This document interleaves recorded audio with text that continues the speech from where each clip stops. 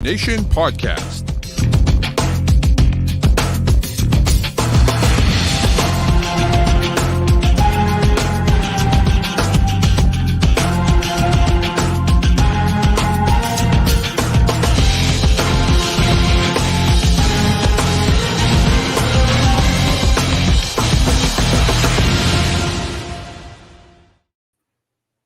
All right, welcome into another edition of the Patriot Nation podcast. As always, we are brought to you by FanDuel, the official sports wagering partner of CLNS Media. Go to FanDuel.com/Boston to sign up today to get involved in the action. Listen, Patriots aren't winning. You can still win money with FanDuel, so make sure you sign up there. Listen, it's your boy Pat Lane, as always, with my guy Matt St. Jean. And today we have a special guest. Today we have an author on the scene with us, which is pretty nice. Okay, Dave Archibald is the writer of The Inches We Need. He is a writer for NFL Spin Zone, and he's also a very valued member of the SCO Show Slack chat as well. Dave, thanks so much for coming through. We appreciate you. We appreciate you coming back on with us. Hey, Pat. Hey, Matt. Good to see you guys, and excited to chat some. Well, I was excited to chat some Patriots, the right. I mean, let's just be honest. I'm gonna be honest with all the listeners right up front. We might talk about the game on Thursday for like 3 minutes, maybe. We're not. I'm sorry. Like, the sickos that tuned in to listen to us preview Bailey Zappi versus Mr. Trubisky are going to be disappointed. We're going to be talking about trying to rebuild this Patriots team because that's where we are right now. And so that's where the majority of this conversation is going to be. Yeah, not a lot. I mean, 3 minutes that might be more than the total number of points scored Thursday night. 2 points might win that game.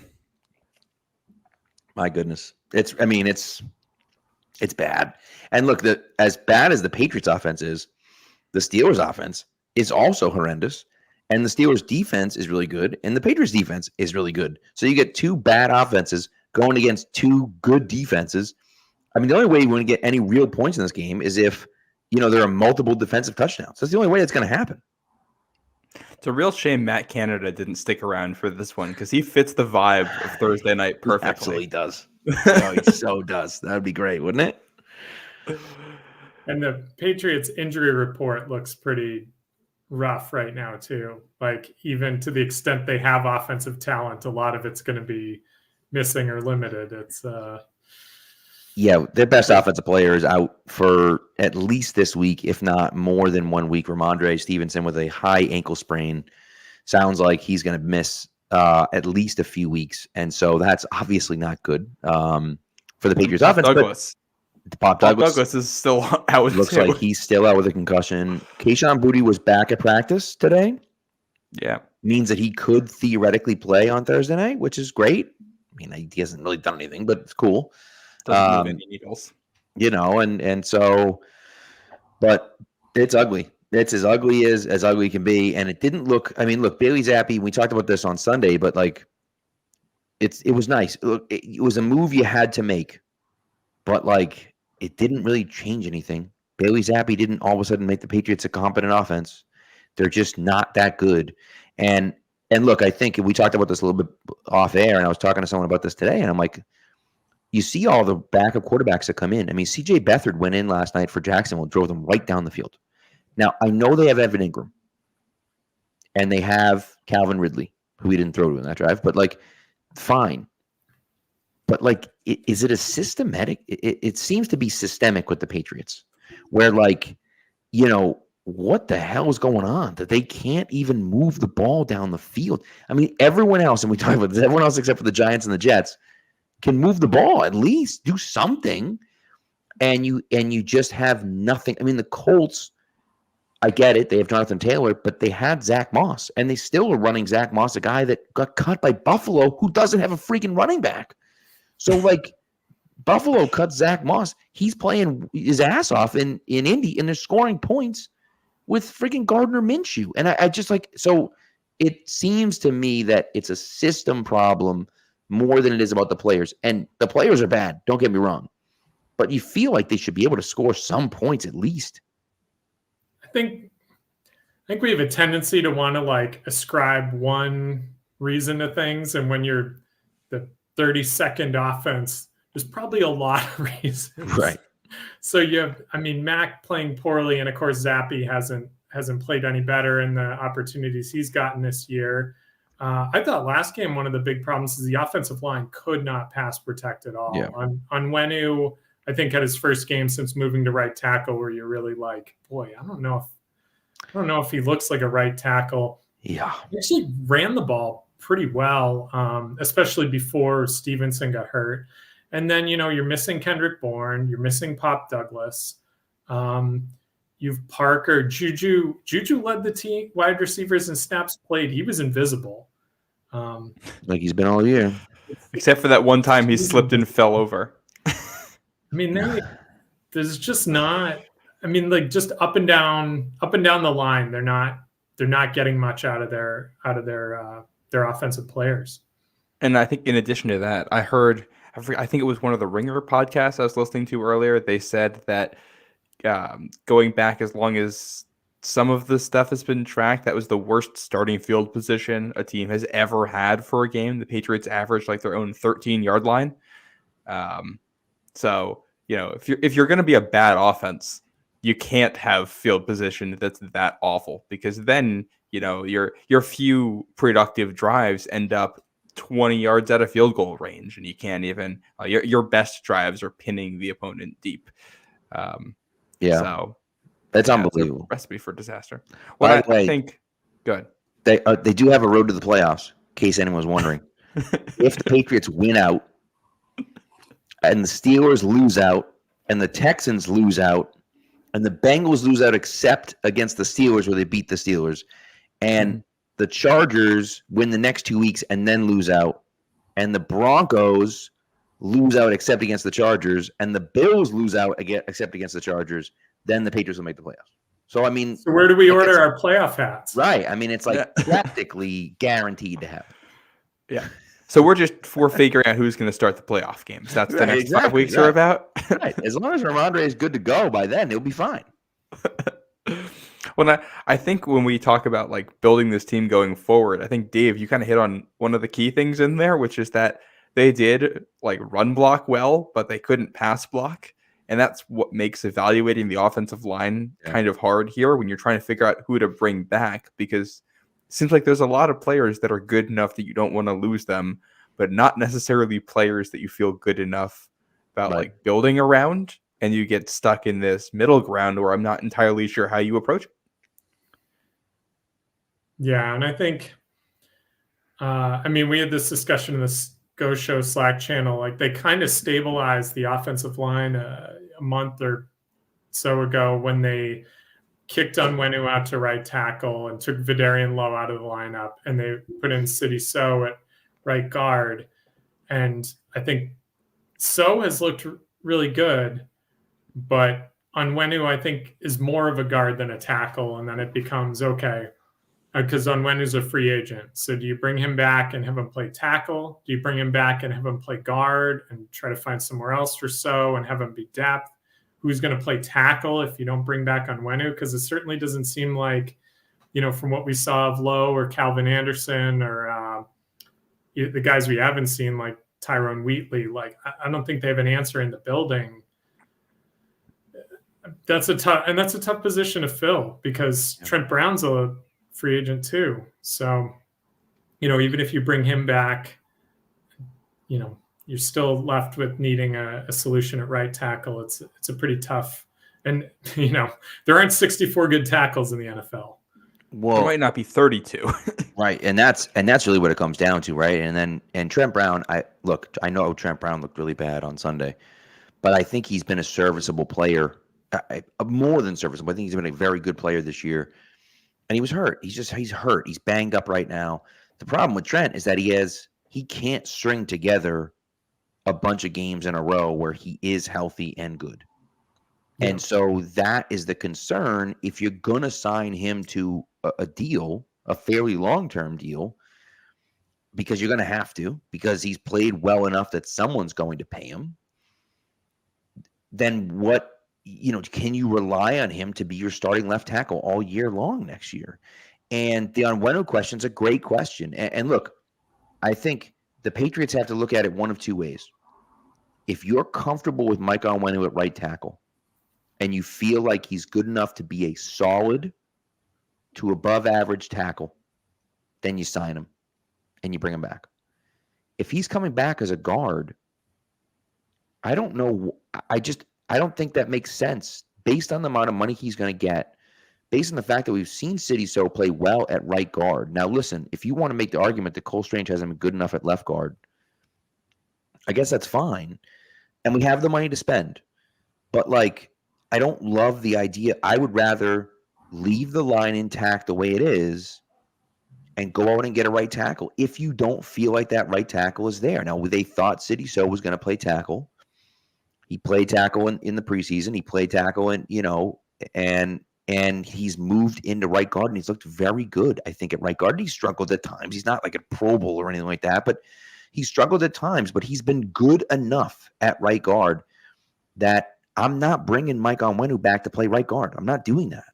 And so, now listen, could City So play left guard and Onwenu could play right guard, but then are you giving up on Cole Strange and you're like, those are the questions you got to answer. But if the question is bring Mike Onwenu back to play right guard or not bring Mike Onwenu back, I'm choosing option B because I feel like we have a good enough right guard that we can be fine and not pay $11 million a year for our right guard. And there's certainly other needs that need to be filled, especially on offense. It's not like they're a loaded team, and this is the biggest question going on.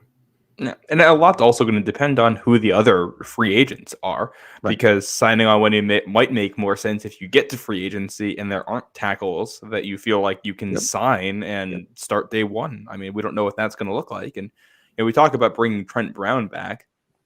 Based on some of the things he said, I think you have to question if he would come back for similar money as what he's going to get elsewhere. And it's also going to depend on who the coach is. And I think, the other thing with all this, we can talk about what we want for this team, but what's going to matter is whoever it is that's making the decisions. We don't know who is going to be making the decisions and how they're going to see these players.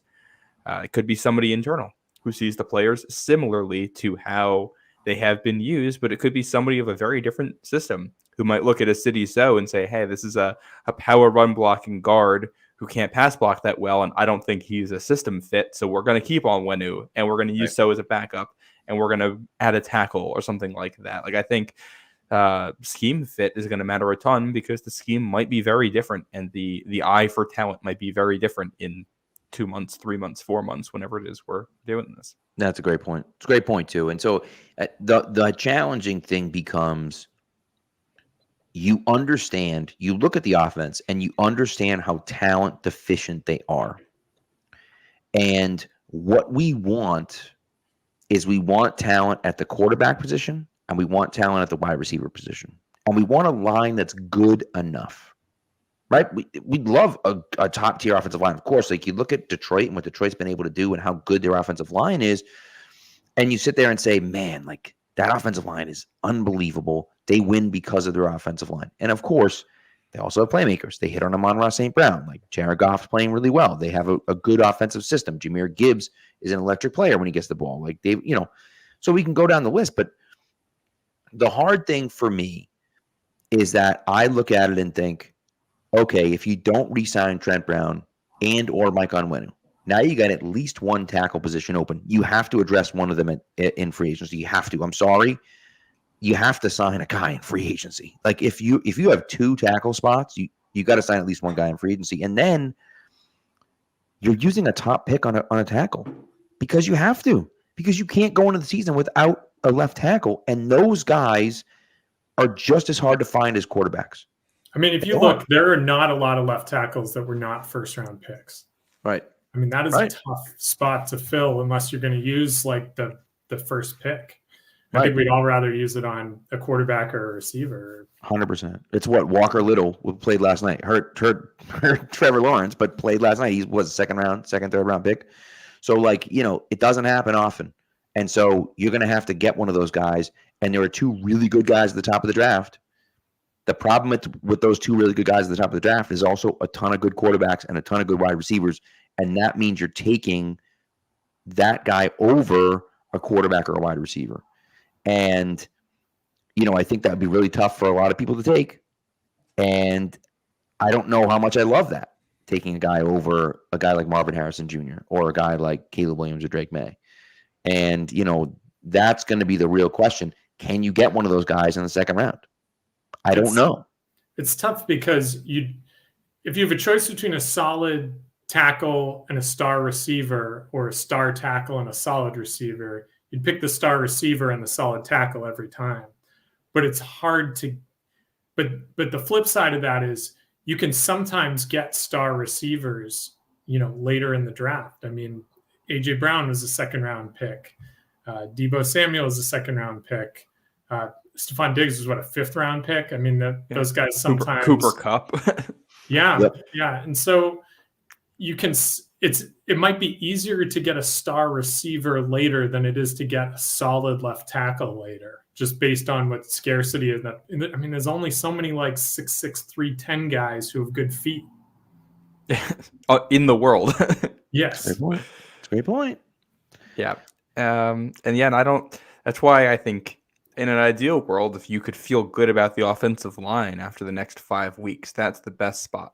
If you can feel like you have a starting five that doesn't have to be Super Bowl contender worthy, but is good enough that you can put a quarterback behind it and feel comfortable, and then just bring that back, I think that's the ideal. I just don't know if I feel good about that after this past Sunday. And you get to face Mr. Watt Thursday night. I think we're gonna find out a little bit about how these guys are playing after that. Yeah. Well, and that's what it comes down to, right? Because you win in this league with great pass rushers and great pass protectors, and obviously great pass catchers and quarterbacks and everything else. But you have to be able to get after the quarterback, and you have to be able to protect the quarterback because you have to throw the ball. And, we're sitting here talking about, who are we going to draft? And look, I think it becomes an issue when you start to now look at it and say, all right, they don't have any weapons either. They don't have any legitimate weapons either. Right. And so if that's the case, how can you then justify turning down your two biggest needs to take a tackle when you could address tackle in free agency? And we've talked about this, Matt. You're not high on T. Higgins. There are probably other guys that are available or that will become available that you could theoretically go after, right? Depending on what teams are going to want to do. Will Michael Pittman become available in the last year of his contract? I don't think so, because they have a young quarterback. So I think they're going to want to pair him with Pittman long term. But is a guy like that going to come available that you can try to acquire? The problem is you did that with Devontae Parker and it didn't work. Now Parker's a lot older than Pittman is now, but still, that's still not what you want to see. And Mike Evans is a great answer, Gary, but Mike Evans is 31. Is he going to be your number one receiver? I just don't know how well that works. Well, and I think one of the things here, Kendrick Bourne has been your most reliable receiver as of late, and he's a free agent. So I think one of the questions is if he's coming back. Right. But then in Hunter Henry too. Yep. Hunter Henry, who has kind of faded. We have not seen as much from him since year one in New England. I think the ball. He's open. He's not throwing the ball. If I had to bring back one of the tight ends in this group, I'm bringing back Pharaoh Brown, because he's the only one who can catch passes and run block. And if the tackle situation's going to be what it's been, I'll take the guy who can block out there right now.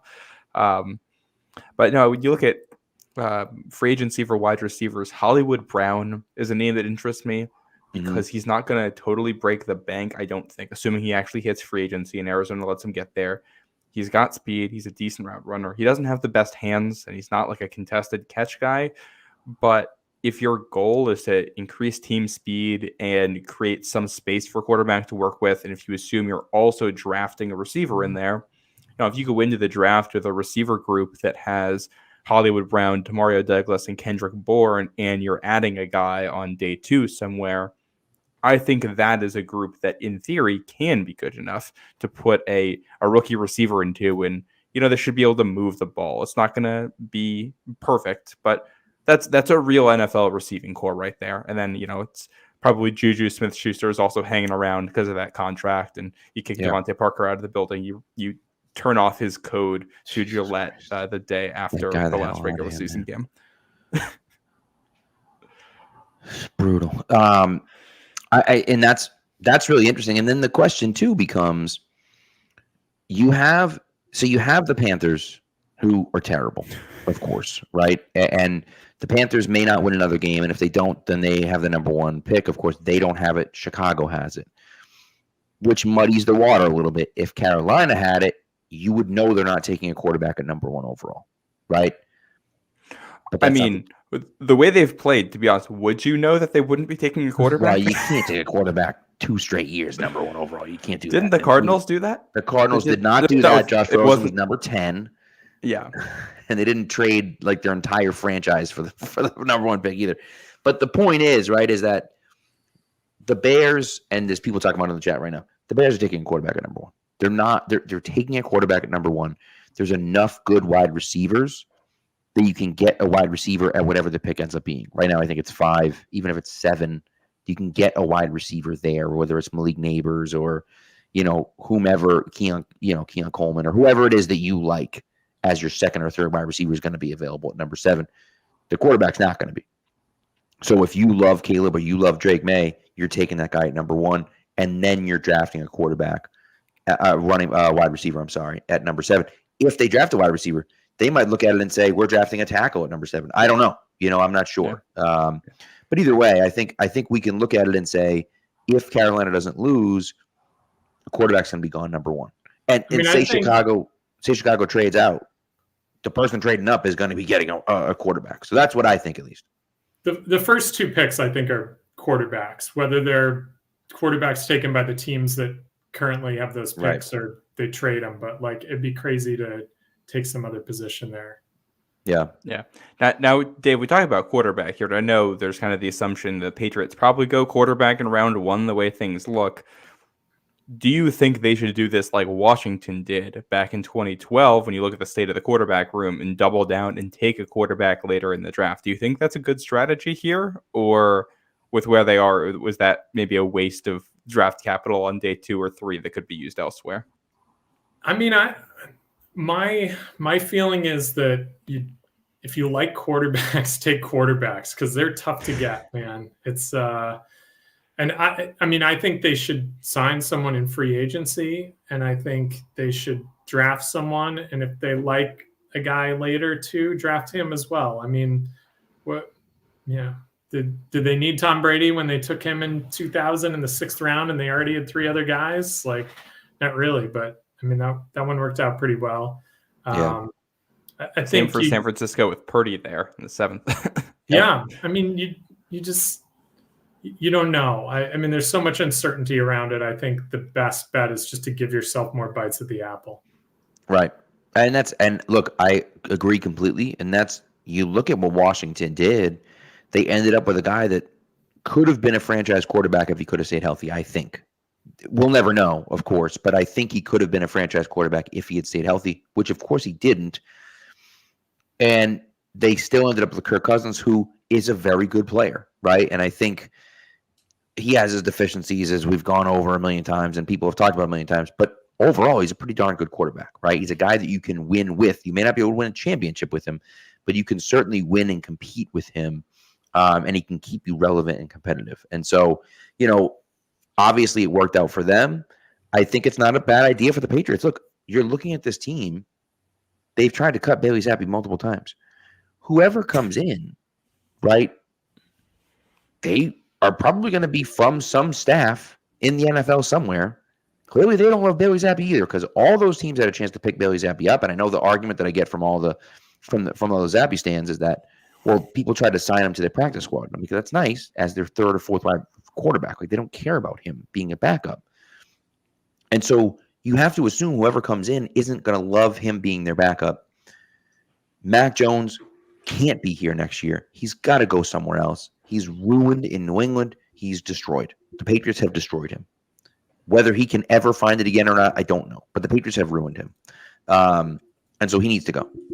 And Will Grier, even Malik Cunningham, fine. You want to keep Malik Cunningham in the practice squad? I'm totally on board with that, 100%. But is he ever going to actually be a quarterback for the Patriots? The Patriots don't have a starting quarterback. They don't have one. Mac Jones is awful. Bailey Zappi's maybe a tiny little bit better, but probably not.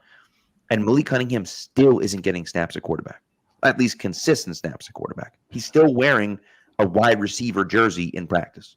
So, like, they don't even consider him a quarterback in this crap situation that they're in right now. And so I look at that and say, well, I mean, he clearly isn't going to play for the Patriots as a quarterback. And I mean, maybe the next guy sees him as that, but I can't imagine they do. Now, Dave, I know you obviously did a lot of research for your book. Do you have any insight on GMs coming in and having their first ever draft pick be a quarterback, taken as highly as where the Patriots are going to pick? And I mean, does it happen and does it work out?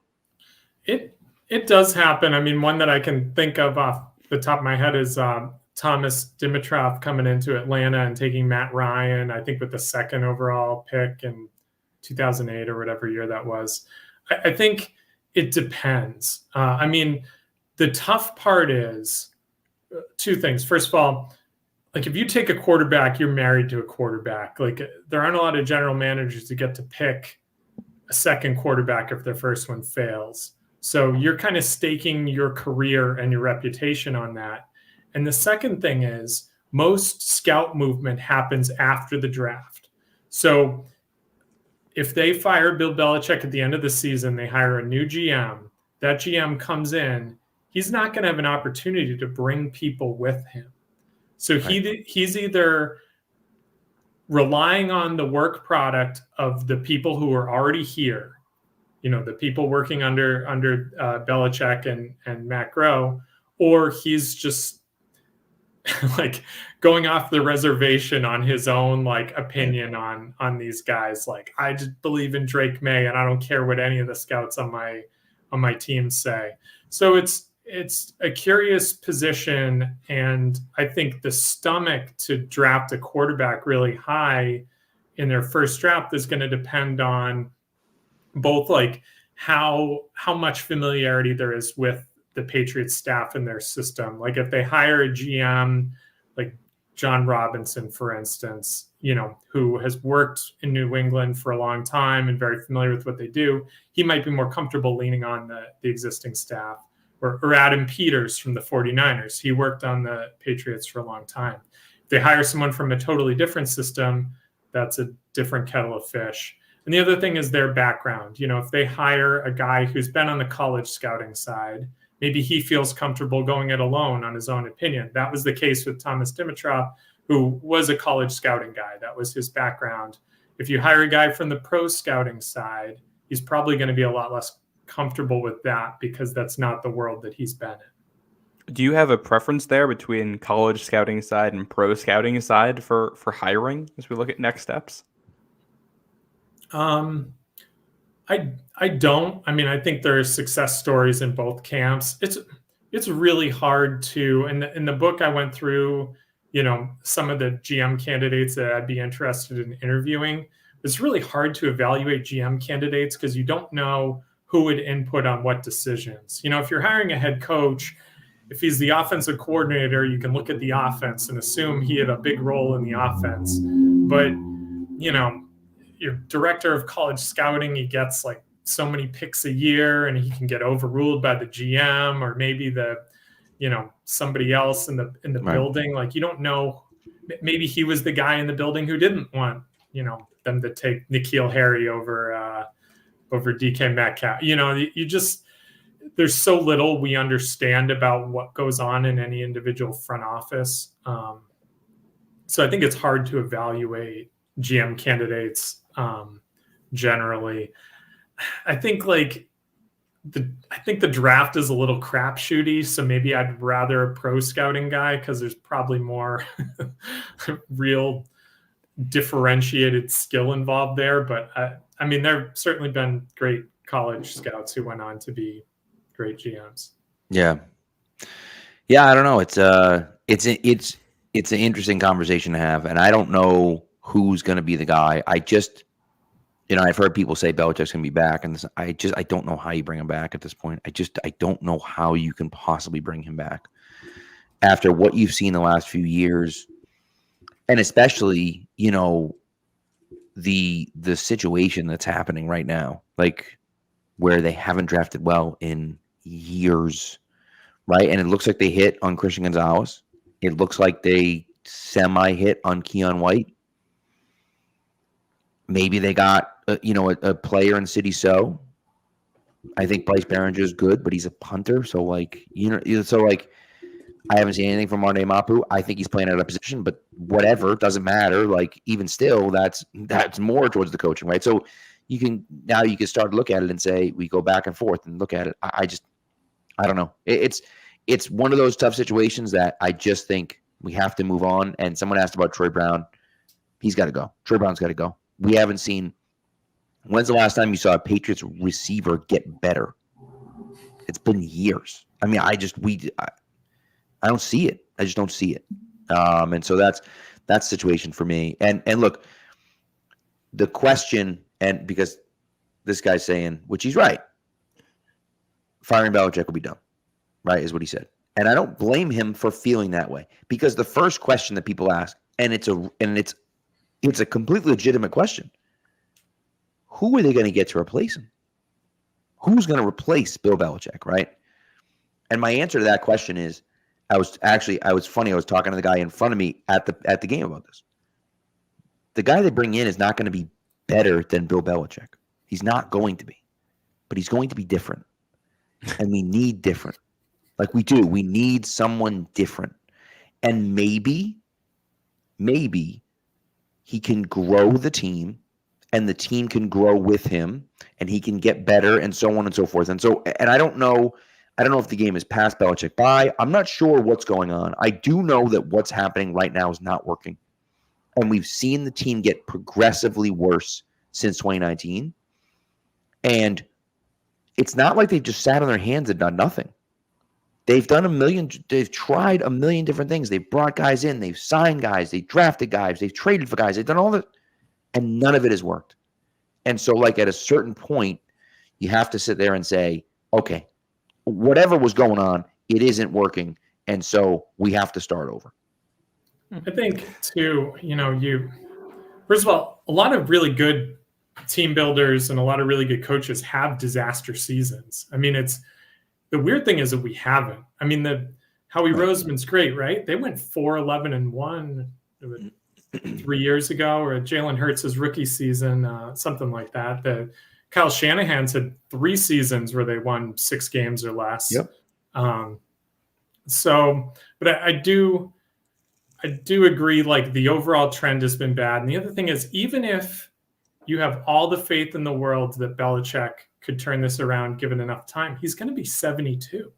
Right. Like, at some point, it just makes sense to say, it's time. Yeah. It's kind of like the Brady situation. It was time for everyone to move on there, and maybe it's time for everyone to move on now. Well, I think that's what I've been saying. I think if Belichick were turning 62, I think there'd be a decent argument to say, hey, let's give him one more shot at a quarterback and one more shot to get this thing into shape. But with his age, I mean, right now, if you draft a rookie quarterback, is Belichick still going to be there when it's time to decide on the 5th-year option for that QB? I mean, and if he's not, and he won't, then it doesn't make sense to have him be the guy picking the quarterback. Couldn't agree more. All right, we've put off our break here. Let's take a break, and we'll be back. Just kind of finishing up our thoughts there. I do want to talk the top of the draft and kind of what you think is going to happen, and then we should talk defense too. How to build that out. Good point. I like that. All right, here we go. Score early this NFL season with FanDuel, America's #1 sportsbook. Right now, new customers get $150 in bonus bets with any winning $5 money line bet. That's $150 if your team wins. If you've been thinking about joining FanDuel, there's no better time to get in on the action. The app is so easy to use. There's a wide range of betting options, including spreads, player props, over-unders, and more. So visit FanDuel.com/Boston and kick off the NFL season. FanDuel, official partner of the NFL. MA 21+ and present in Mass.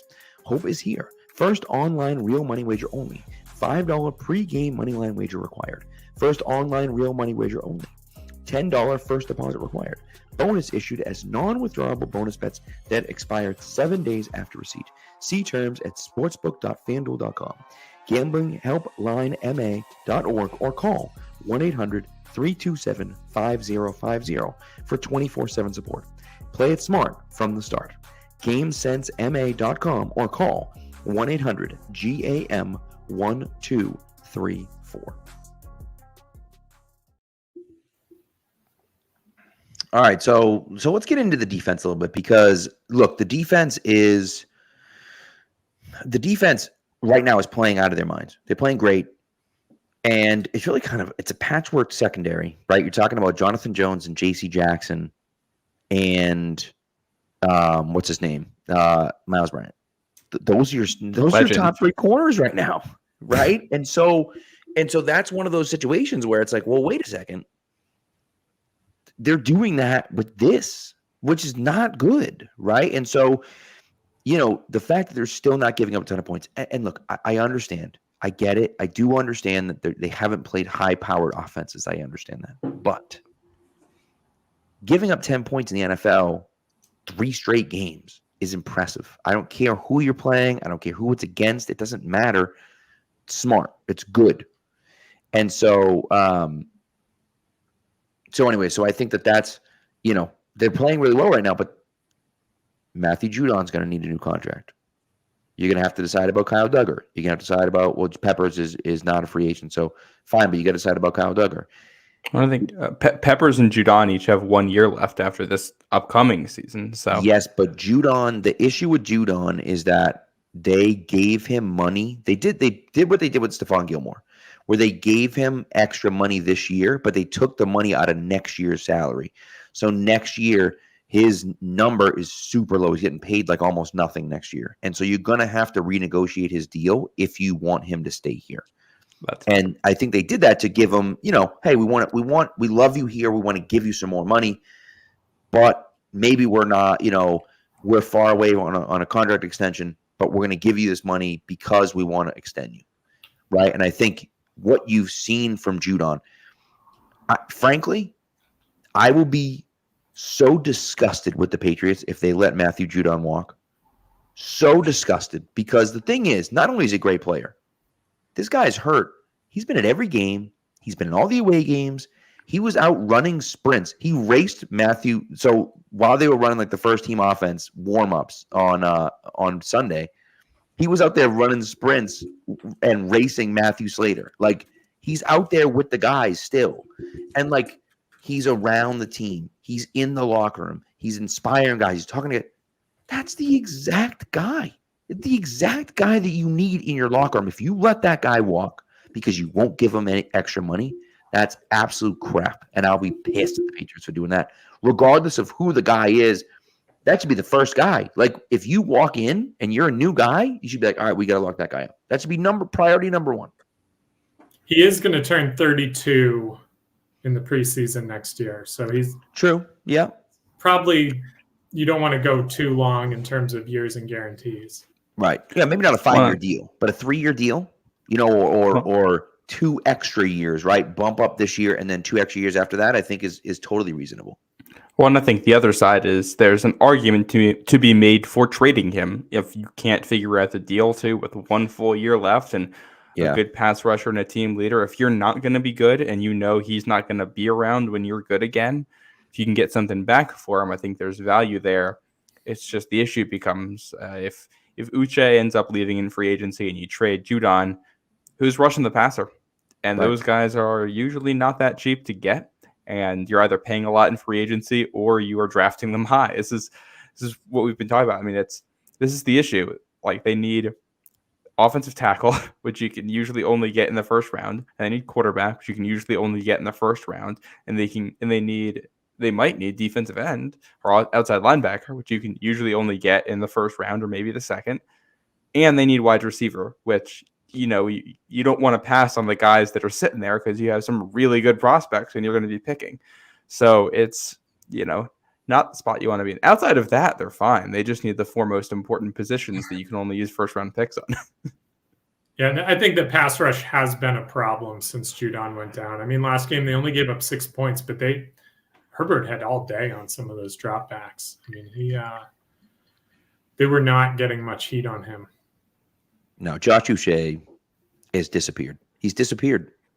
He's in witness protection, maybe. Like, he made a nice play on Sunday on a reverse, right? Didn't make the tackle, but he made a nice play. But that's it. I haven't seen anything from him, And so, like, that's a guy that supposedly was going to get paid a lot of money. I'm not paying that guy, and maybe he'll go somewhere else and dominate. And Matt, you've said it before. Like, he's going to go somewhere else and they're just going to let him rush the passer, and he's going to have 15 sacks. And that might be true. That's all he does here in New England, too. It's not like they have him out on rushing downs. He's out here rushing the passer, and he's getting one-on-one a good amount, and he can't beat his guy. That's just he's not an elite pass rusher. And if he's going to get paid like it, man, I see you later, buddy. Well, and then you also look at the three other guys who've been playing on the edge a lot, and it's Anthony Jennings, Keon White, and Dietrich Wise. And all three of those guys are in that bottom left corner of the pass rushing graph where they're getting easy opportunities and not winning them. Right. And, they're all good run defenders. They're not bad players, but, it's hard to win football games if you can't win on the line of scrimmage against the pass in particular. And they're going, unless Keon White breaks out here in his second year, which he was a 5-year, 6-year college guy, something like that. Yeah. I'm not sure if he's breaking out at this point. He might be as good as he's getting, so you might need more investment on that defensive line in the future. Dave, is that something you think is going to have to happen in the first round from what you've looked at, or? I mean, I think they've actually done a pretty good job finding. I mean, most teams, yeah, you end up not being able to find those guys outside of the first round, but they've done a pretty good job getting some of those guys in the middle rounds with these power edges. Like, other than Uche, who's kind of your classic, like, bendy speed rusher, a lot of these guys, Judon they didn't draft, but he's in that mold. Wise, Trey Flowers is like that, like, kind of more power edges, not your traditional bendy speed edge guy, but guys who win in technique and power. They've been able to find those guys in the middle rounds, but I mean, if they're changing, I mean, this is the other thing. If you're going to keep Mayo as the head coach, then those guys, maybe you can still find those guys, maybe you can still use those guys.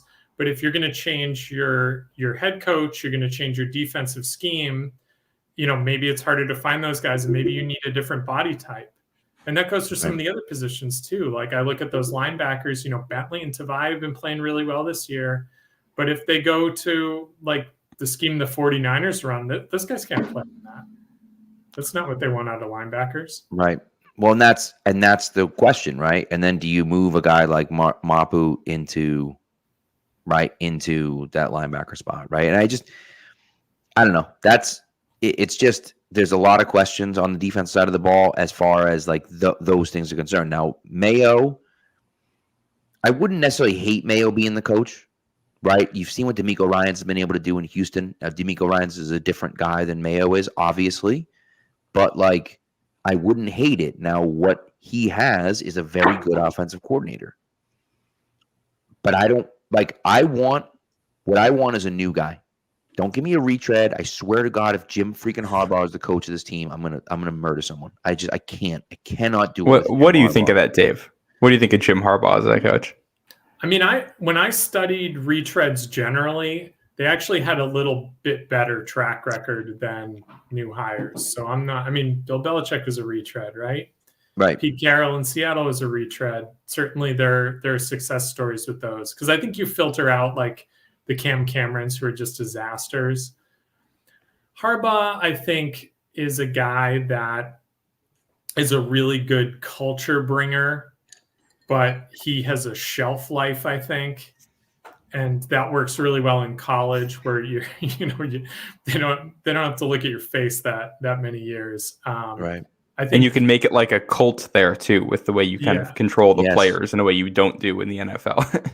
So maybe he would produce kind of more immediate results, but if you're looking for a guy who's going to be here for 10 years, I'm not sure he's that guy in the NFL. Someone mentioned Vrabel. I also don't want Vrabel here.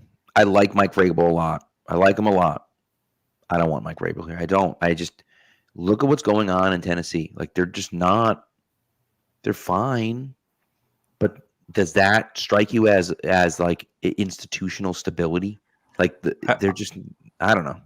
I've never been able to tell if Tennessee is a good team that like gets held back or a really bad team that only ever looks competitive because of the coach. Right.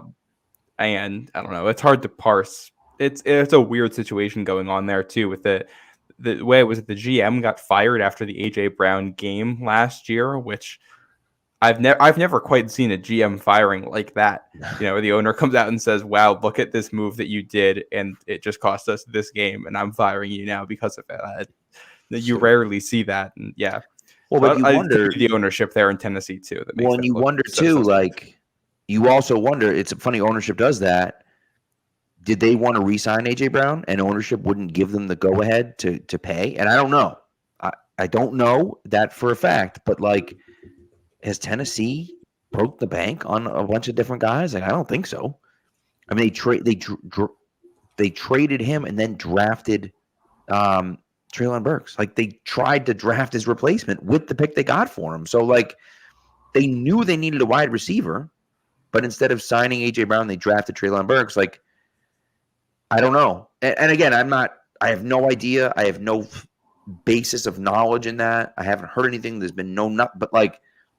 It seems weird that you let like one of the best receivers in the NFL walk and draft a guy that you think can be his replacement, who, by the way, stinks. They tried to do what Minnesota did when they traded Stephon Diggs and drafted Justin Jefferson, but good point. Obviously not the same results. If only it were that easy to just draft an all-pro wide receiver. Wouldn't it be and then unbelievable? draft another all-pro wide receiver. I know. Jeez, I'd take one all-pro wide receiver. So have the Patriots ever drafted an all-pro wide receiver? I doubt it. How long has all-pro been at that? Stanley Morgan, probably. Stanley Morgan was an all-pro, I'm sure. And they drafted him. Irving Fryer was an all-pro. Right? I looked this up. The highest contract they've given a wide receiver in terms of like total years that announced and total money announced at the time is when they extended Terry Glenn in 2000. Surprised I didn't get a spit take there from Pat. Almost did. He may have been an all-pro too at some point. But you know, I think Marvin Harrison might turn out a little bit better than Terry Glenn, but what are you going to do? But yeah, I don't know. No, AB got $9 million for 1 year, didn't he? Not 15, was it? Was it 9? I don't know. I've pushed that entire thing out of my head. Yeah, I don't know. I think it was supposed to be like 15, but I think they might have ended up paying him more like 9. Right. By the way, people in the chat are driving me crazy with the with like the going back and forth, calling each other clowns about this is going to happen and that's going to happen. Do you see a world, Dave, where Marvin Harrison Jr. goes number 1 overall? Like, do you see a world where Marvin Harrison and okay, 2 questions, 2-part question. Number 1, do you see a world in where Marvin Harrison goes number 1 overall? And part 2, how incredibly stupid would the Bears have to be to not take a quarterback at number 1 overall?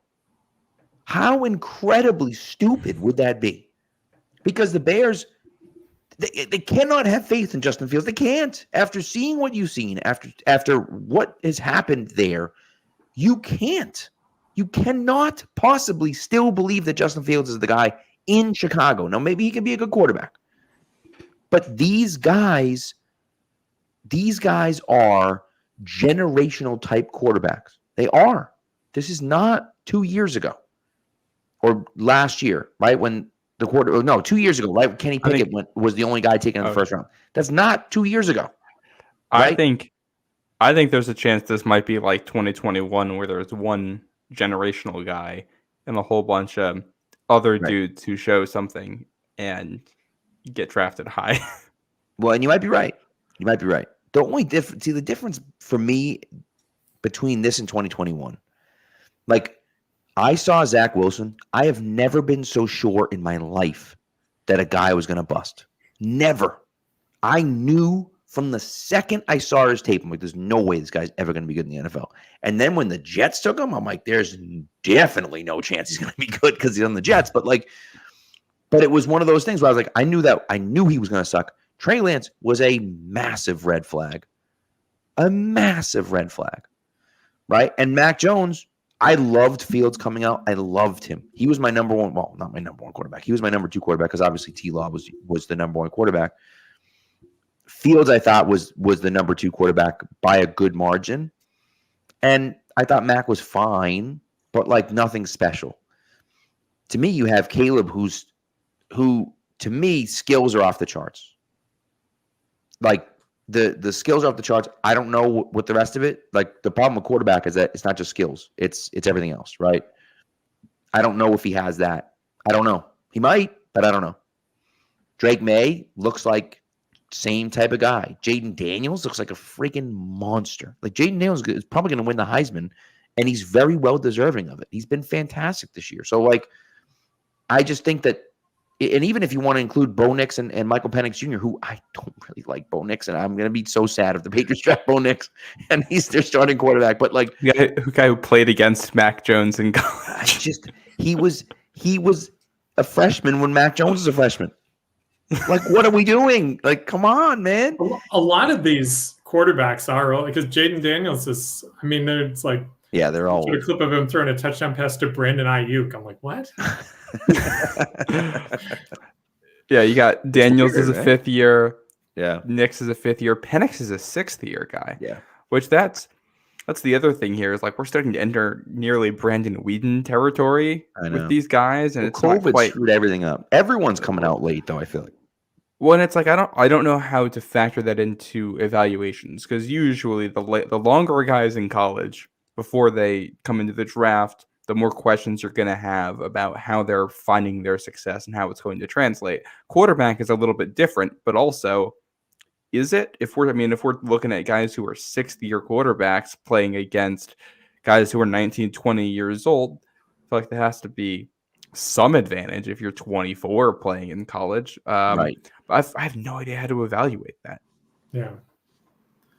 Yeah, and to go back to your original question, Pat, I mean, I do think the first two picks should be quarterbacks. And if for whatever reason, whatever team is picking there decides they're not sold on it, they should trade the pick to someone who is, because someone's going to pay a lot to go up. But yeah, I think Chicago, I mean, I can't see them sticking with Fields at this point. I guess maybe if they get really hot to end the year or something, but And I mean, and look, is it the same position Mac is in? You know, if you're a quarterback and you're a stay hot to end the year away from possibly being a good quarterback, you're not a good quarterback. Like, you don't have to talk yourself into it. Usually, correct. Like if you're good, it's obvious. So if you got questions, then it's not the guy. Well, and that's the thing, right? And to quote Austin Gale, right? Austin Gale has said before, and I think it's just genius. The worst thing you can have in the NFL is a good quarterback. It's the absolute worst thing you can have in the NFL. You do not want a good quarterback. You want a great quarterback. You want a transcendent quarterback, or you want a shit quarterback. Those are the three options. That's it. I would take a good quarterback at this point. Well, listen, yes, you're right. It would make it more tolerable. The problem is that if you have a good quarterback, you end up like the Giants, and you're paying Daniel Jones $140. I don't think Daniel Jones is a good quarterback. Well, but when I say they have a mediocre good, quarterback, I mean like just good, like just fine. You know what I mean? Yeah, just a good enough to pay is the area where you don't want to sit. That's the issue, right? And maybe that's your Daniel Jones. That's Jared Goff when the Rams decided to move on from him. Deal. Yeah, and I think I don't know. I'm not in the chat. I don't know if anyone is still making the case for Mac Jones.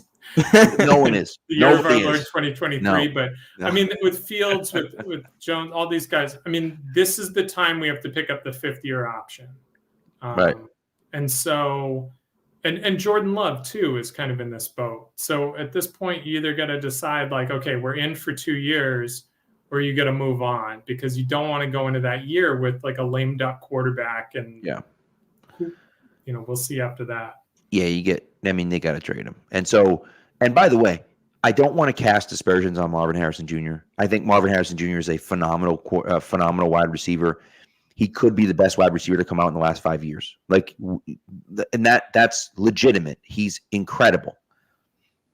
But like, if you have a massive hole at quarterback and you have a guy that you feel is a franchise-altering player at that position, it's just more important. It's just more important. You have to draft that guy.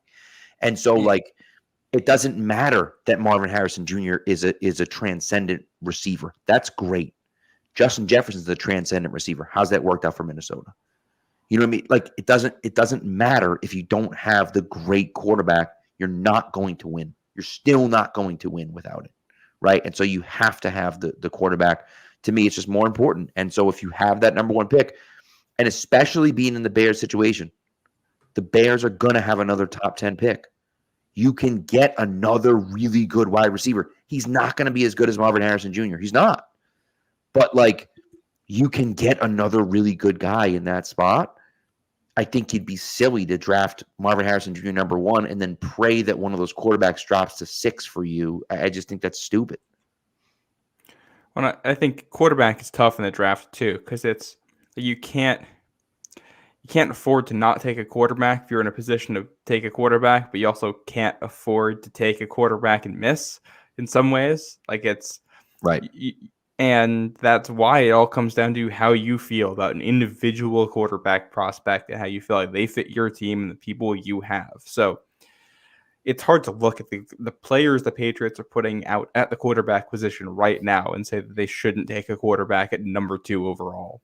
But also, maybe they shouldn't take a quarterback at number 2 overall because we don't know what it's going to look like and we don't know how we're going to feel about it in however many months, and we don't know what the trade offers are going to be, and we don't know what free agency is going to look like. And well, if you're not sold on Drake May or whoever is the number 2 guy, I think you got to trade that pick to someone who is. Correct. I mean, I don't think you take a different position there. I think then you you're do what Philly did when they had their terrible season and they traded back and they turned that into future picks, and then they turned that into a bunch of picks, and somewhere in there they got AJ Brown in a year when they had multiple first-round picks. I mean, that's and they also somehow managed to trade Carson Wentz for a first-round pick. That was wild, but insane. I think somebody would have to give us like a first-round pick for Mac Jones, right? That. If there's any GMs 100%. Listening, it's going to take a first-round pick to pry Mac Jones out of here. That's what it's going to take, man. We want him back, So. No, but I mean, really, I think we're in the situation. They have a ton of holes. You have to go after something and you have to draft a quarterback. And I agree with you, Dave, is that if you're not sold on that guy, there's a guy that you're probably sold on, right? Because, if it's not Drake May or Caleb Williams, it's Michael Penix Jr. or it's Bo Nix. Bo Nix isn't going number 2 overall. You know what I mean? Like, you can trade back to 10. Let's just say 10. Draft Bo Nix at 10 and pick up a whole crap ton of capital to help fill in those other spots. Well, and I don't know. Once you get beyond a certain point, it's not about being sold anymore. And I mean, there are years where there are no good quarterbacks. There are years where there's just one good quarterback. So they might not be sold on anybody. And if they're not sold on anybody, they should still take one anyway. But then maybe it becomes like, second, third round, trade back in the first, pick up some extra capital, use an extra day 2 pick that you get in that to take a quarterback somewhere who's basically just a dart throw, because who knows, right? Were the Eagles sold on Jalen Hurts when they drafted him? And they didn't even have a spot for him, but look at them now. Right, and I think too, it depends on. To me, it's so much about like skills and skill set. Like I'm sorry. Like I'm all set with a pocket passer. Just please, God, don't draft another pocket passer, because that's one of the reasons I don't like Bo Nix is because, and I know Ashton, it killed me to say that. I'm sorry, but like he has a little bit of mobility, but not nearly what I want. Bo Nix can move a little bit. I think that's one of the things too. There's no more Drew Bledsoes really coming out in the draft, at least not not getting picked. But like, can he that move like high? Mac Jones? Because Mac Jones, by the way, had the same 40 time as Patrick Mahomes. So like, Mac Jones can move a little bit too. The problem is he can't create with his legs. And Bo Nix can, and they like call runs for him at work. Yeah, And I don't love his tape. I think there's a lot of issues. And Yeah. you worry with all three of the older quarterbacks about having maxed out their skill sets at this point too, just given where they are in their development. But Right. I do think that any of those three would likely be the best quarterback on the Patriots roster if you put them on the roster right now. And I would agree. you do that and sign Baker Mayfield or whomever and see what it looks like. And you're probably going to be bad enough that you're within trading distance of a quarterback next year. You would think. So yeah. So we'll see. All right, let's.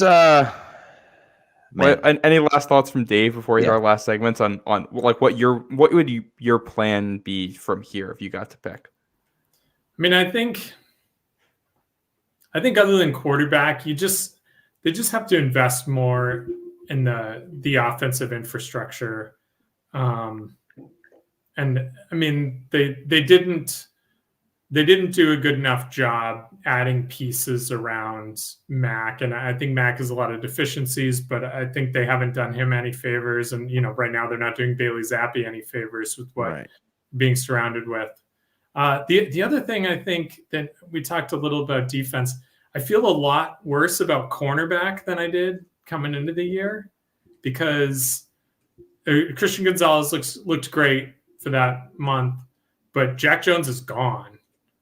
Marcus Jones, I know, Pat, he's your boy, but I don't know where he fits defensively. I'm sure he's a great return guy, but they haven't really seemed willing to use him in the slot, and he's very undersized for an outside guy. Jonathan Jones is getting older. Miles Bryant is a free agent, so whatever you think of Miles Bryant. Right. I mean, that's a position group that looked a lot better in September than it looks now. Can you imagine? If they drafted like a corner in the first round again? People would go ballistic. Trade back and draft Kool-Aid McKinstry. No, I know what you mean. I agree with you. You do have to bring, because we mentioned it, like not forget about the injuries, but do you really want JC Jackson playing outside corner for you again next year?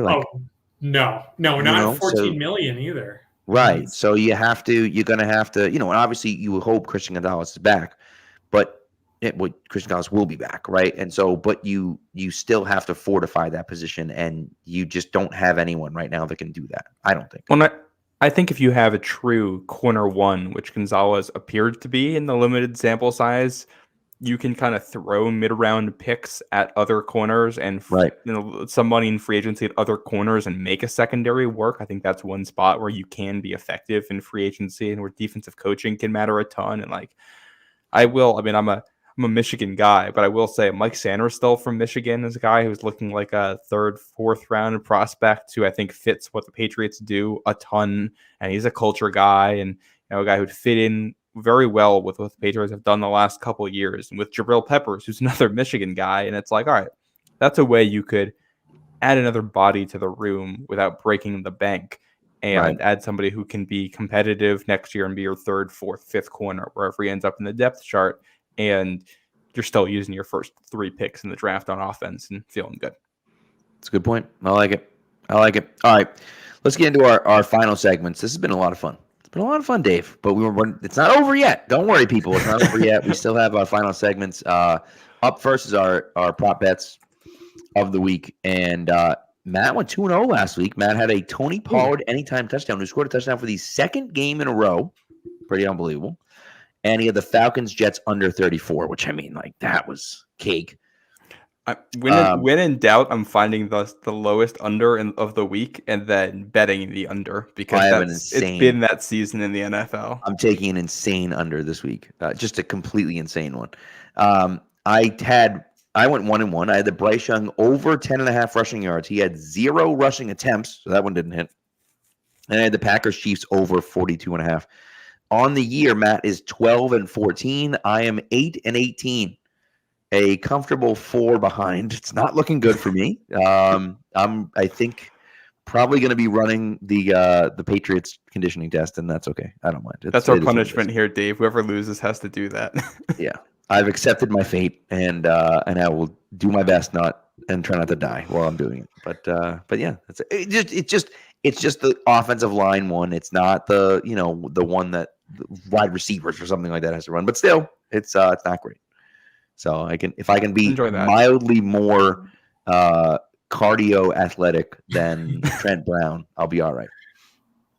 So that's a standard. Dave, are you going to be joining us and making a couple prop bets?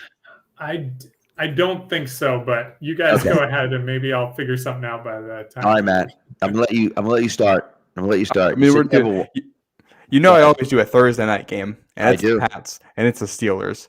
And I was taking the under on this no matter what. I put money on the under on Sunday immediately after the Patriots game ended because I knew I was gonna get in on that as early as possible. The line right now is 30.5.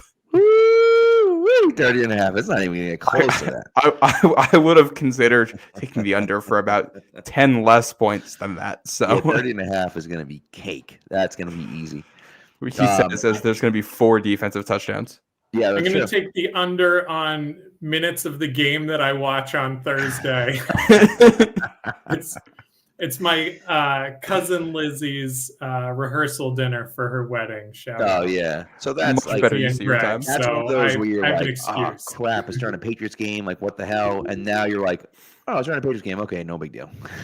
So, yeah, I will actually be there, so I will be watching the whole game. But that's okay. All right, I'm gonna go. All right, this is off the wall, but I'm doing it anyways. I'm taking something from the Patriots Steelers game as well.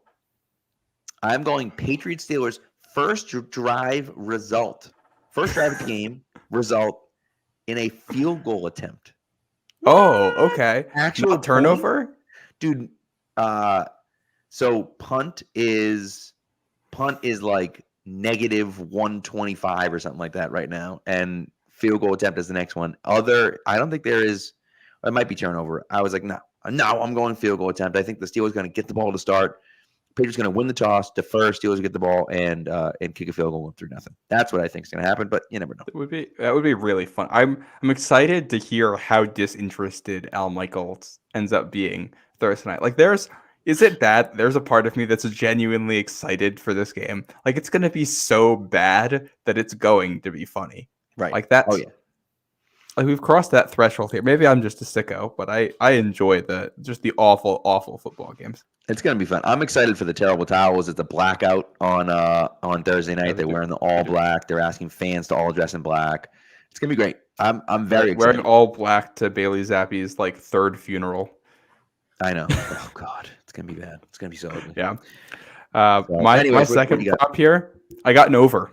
Ooh, we're going the opposite direction. Right, okay. Eagles Cowboys over, and the line's 52.5 points. But we're taking it. I think we're going to see a lot of scoring in this one. If the Eagles defense plays like it did this past Sunday, there's definitely going to be a lot of scoring in this one. So he's got an under 30.5 and an over 52.5. I absolutely love it. And they play the same sport, which is wild. So, I am also going with an under. And I thought this was the lowest under of the weekend, and then I realized that the Patriots are also playing this weekend, and I forgot. But I am going with the Jacksonville Jaguars versus the Cleveland Browns, and I'm also Joe Flacco going under 30.5. That's the exact same number as the Patriots game is. I mean, the Jags, CJ Beathard, come on now. Come on. And Joe Flacco had a game where he looked mildly competent, but come on, it's Joe Flacco would comfortably be the best quarterback on the Patriots right now. I mean, come on, I might be the best quarterback on the Patriots. That's not really a high bar, So, but no, the Browns defense is very good. The Jaguars defense hasn't been quite as good, but they've been decent. So I don't think there's going to be much scoring in that game at all. And so I'm going Jags Browns under 30.5. So there you go. Oh, man, there's so many there's so many hurt quarterbacks right now. It's wild. Yeah, that's what happens when offensive lines are very bad. You end up with hurt quarterbacks. 100%. It feels like this is the worst year for quarterback injuries. Maybe it's just recency bias, but Yeah. And by the way, Terry asked, Zappy is starting a quarterback. Oh yeah, it's gonna be Zappy not Willie Cunningham. And Cunningham might dress again. Like I'd like to see Cunningham at least get a few plays. Like what? Like why what not? could be worse? I know Zappy didn't turn the ball over on Thursday or on Sunday. Fine, great, good for him. They didn't score any points. They didn't even attempt to score any points. They took 0 snaps in the red zone. Like to be fair, some of that was because they don't trust Chad Ryland because they had at least one point where they would have attempted a field goal with a competent kicker. Yeah, from like 50-something yards. I agree with that. I think if Zappy's no better this week, I mean, I don't think he's a lock to start next week. Right. Well, if the ship's going down anyway, then let's have some fun rearranging the deck chairs. Let's make some nice shapes out of them. That's not Bill, though. He'll never do that, which sucks. And I don't necessarily blame him for that, but I don't think he'll do that because I think that. But at the same time, it's like the defense is playing so well. You can make the argument that like you should be trying everything on offense because the defense is playing so well. I think Deontay Johnson's just going to eat J.C. Jackson's lunch Thursday night and going to have a field day. So, I don't know, man. Deontay Johnson's been awfully uninterested lately. But this is one. Facing J.C. Jackson these days is one way to change that. So, it's a great point. Yeah, we'll see. We'll see how that one looks. All right, so you have trivia, and then we're going to do this week in sports history. Yes, and then Dave, we do college football game of the week. By the way, hell of a pick, college football game of the week this week. Oh, Washington, Oregon. Woo! Yeah, so that was the game to watch, Dave. If you're looking for prospects, and man, did it delivered. Did not disappoint. That was a fun one. Yeah, we do trivia here. So whoever answers first correctly in the chat gets entered into a little bonus thing we do. So I think we give a hat to whoever won it last. Is that what it was? Yes, my guy Gary Sauerbutts. Yeah. The hat didn't make it overseas the first time, so I contacted Fanatics. After like 15 attempts, they finally were like, all right, we're going to send it again. So they sent it again. It's on its way. It should be getting there next week over to jolly old England. And so that was fun. Yeah. So last week's question was, who did Tom Brady defeat in his last playoff victory at Gillette Stadium? The answer, the LA Chargers. Thad Skywalker was on that one, who also named the quarterback, Phillip Rivers. Mm-hmm. This week's question, Rob Gronkowski's breakout game came at Pittsburgh in 2010. How many touchdowns did the then rookie haul in from Tom Brady that night? Good question. See if anybody's able to remember this. That was a fun game too. That's when the Steelers were wearing those like throwbacks with the yellow helmets. And, yes. You got Brady with the long hair and the rookie Gronk. That was a fun season. That was a great team. Gronk had 10 touchdowns that year as a rookie. Yeah, and I was there for his first one against the Bengals. Yep. And Aaron Hernandez, I think, scored in that one too, which is a little bit less notable now. That guy. Never hear from him anymore. Or more notable, theoretically. So, I believe what's his face? I think Gary Guyton might have had a touchdown in that one too on a pick six. Lord, and I'm pretty sure Brandon Tate had a kickoff return touchdown as well. That might be all 4 touchdowns scored in that game. I think you might be right. Brandon Tate, what a throwback! And then he ended up on the Bengals for a while. He played for the Bengals for a while. Yeah. So. Another Patriots wide receiver bust. That's good. It was cool. By the way, I did meet up with Matt Manito. He did correct us and say that his name is pronounced Manito and not Manito, like we've been calling him. But we did meet up at the game on Sunday, which was like the one good thing to come out of the game on Sunday. I got to meet up with him, which was cool, and my daughter came too, which is nice. So she had fun.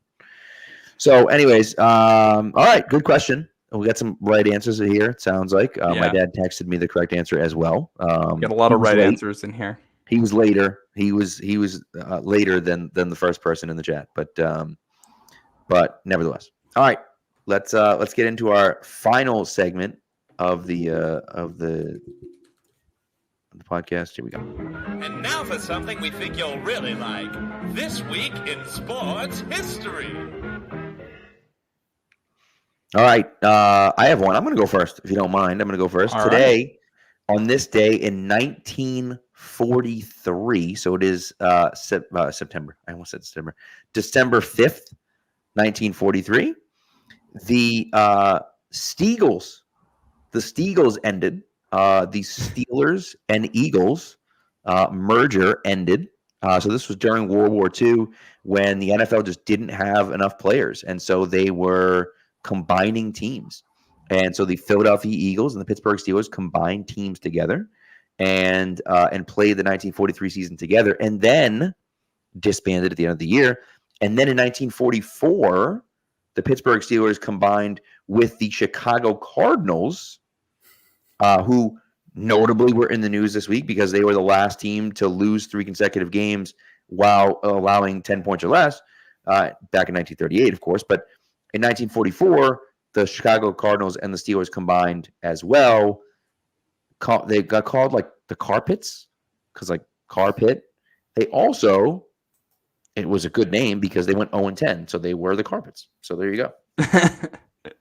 I'm pretty sure that I learned about the Steagles because I got some like football card when I was a kid that was like a Steagles card, right, but like of a modern player. They took a player who was like who played out for like both teams at some point and like made it like a Steagles card and like put the history on the back or something, or like they might have done like a split card or something with like one Steeler and one Eagle. I gotta see if I can find that. I hope that's cool. Around somewhere.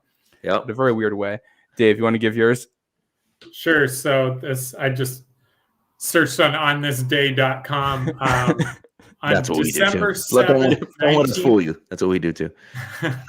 On December 7th, 1937, the Red Sox signed Ted Williams. He was 19. He was playing in the Pacific Coast League for the San Diego Padres, which were not an affiliated team. That was when they signed him. My dad's favorite baseball player ever. Yeah, as he should be. It's a good one. I love it. I'm trying to find mine because I lost it here for a second. Was it Alex Verdugo traded to the Yankees? That's next year. That's a good one. Next year, we'll have to remember that. Yes. On this day in 1974, the Seattle Seahawks formed. Look at that. Look at that. Yeah, as a AFC team at that point. They were an AFC team. It's so weird to think that the Seahawks were in the AFC and then they moved over to the NFC. I mean, it's just the fact that the Patriots and the Colts played together. The fact that the Colts are in the AFC South, like it's just so bizarre. It's like the AFC South is so perfect. The NFC South is great. Like everyone's in the South, and then you have the Colts, and you're like, wait, what? How are the Colts in the South? That doesn't make any sense. But, it would seemingly make a lot more sense if like the Colts and the Dolphins changed places. You would think, right? You would think because it's funny because the Colts and the Dolphins were both in the AFC East. The Dolphins could have easily moved to the AFC South, but they didn't. So I don't know. It's all the old rivalry stuff. The one that still trips me up is the Astros. I keep forgetting that they haven't always been an American League team. Yeah. They were when I went to college in Houston, they were in the National League. So I still think of them as an NL Central team. Yes. I was watching old baseball clips recently, and it was like the World Series where they were representing the NL, and I was like, wait, what? That's funny. Yeah, it's weird, isn't it? I have a friend who's a Cardinals fan, and he was like, cowards. I was like, I always forget they used to be in the NL Central. He's like, yeah. It's an old. Is that still a rivalry at all between those two teams? Was it ever? It was Cardinals Cubs, really. It was. Yeah, that's the big one. That's the big one. Yeah. And like, you also got the Cubs. Also have the Brewers there. Honestly, the NL Central has a lot of teams that do not like each other. See, and the Brewers were an AL team for a long time. So yeah, good point. Which is also weird. It's. Like, it feels like the Brewers should always be an NL team, but maybe that's because the Packers are NFC, and like I don't know. This conversation just reminds me how much younger you are than me, Matt. Isn't it ridiculous? Isn't it ridiculous? I'm like, Matt, gee, for the love of God, dude. So, yeah, it's interesting. By the way, Dark Blue Gold did point out that the Seahawks weren't officially named until June 15th, 1975. That is true, but the franchise was formed on December 5th. As he pointed out, the franchise was formed in December 5th. So he wasn't saying you were wrong. He was just saying adding on some context that they weren't technically the Seahawks yet, although they obviously would never be called anything else in their career. What the reception was to that name when they were named that? I feel like I'm curious. Yeah, I don't know. Seems obvious now, but like Seahawk isn't a bird. Like it's like kind of just like a category. Yeah, it's weird, right? Isn't it? Isn't it weird? It makes me think of do you know why seagulls fly over the sea? Why? Because if they flew over the bay, they'd be bagels. You know? So I mean, makes sense. So anyways, These are the kind of jokes you like tell your kids. I start every class with the dad joke of the day. Every day is the dad joke of the day. My dad joke of the day today was what's the best present you can give? That would be a broken drum, of course. No one can beat that.